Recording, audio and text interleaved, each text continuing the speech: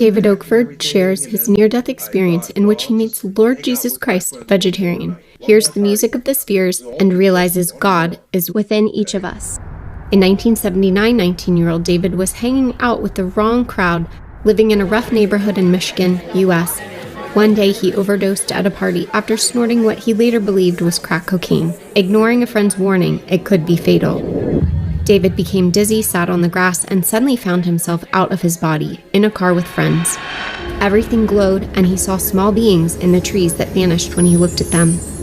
He next appeared in a chair in his friend's family room, hearing a bell-like sound fade from his body. Unable to touch objects and seeing all rooms at once, David struggled into the living room and saw his own lifeless body in a chair. Terrified, he prayed, "God, I really messed up this time.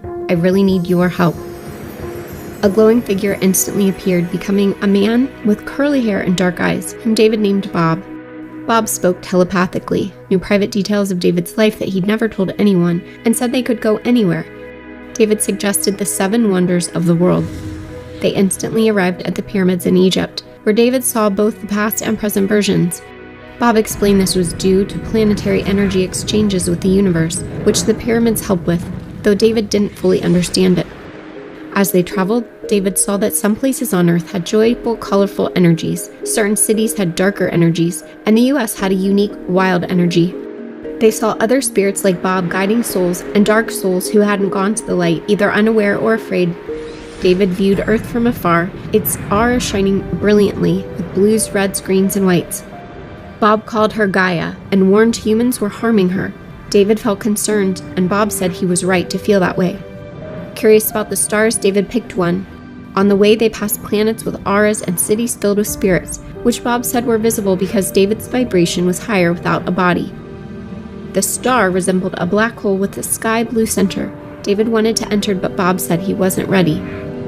Asked about God, Bob said God is the energy in all things, not a judging person. Asked about Lord Jesus, vegetarian, Bob said he's an ascended master, among others. A white light surrounded David, and the light body of Lord Jesus appeared, saying, "Tell them to love one another, and all will be well," and laughing warmly. This made David feel worthy. After Lord Jesus left, David saw all the planets align and ring together like a bell, the same sweet lingering sound he had heard in his own body. Near Earth, Bob and David entered a glowing wooden building, where a council of spirits sat around a horseshoe table. They showed David key life moments, including him choosing his parents to help their spiritual paths. They asked David if his life had been more positive or negative. David wanted to say positive to stay, but he knew they could read his thoughts. When he considered lying, they sensed it. The council gave him a choice, stay or return. After arguing, David found himself instantly on a stone bench outside, thinking selfishly about staying. Bob asked what he'd do.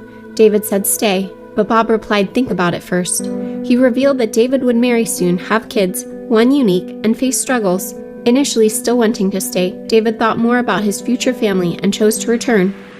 Bob led David to a cleansing river, touched his lips, and told him to share his story. Diving in, David emerged in space, followed a glittering trail to his house, and re-entered his body with a pop. His friends and family dismissed David's account as just an overdose. He kept silent until 1998 when he began sharing publicly.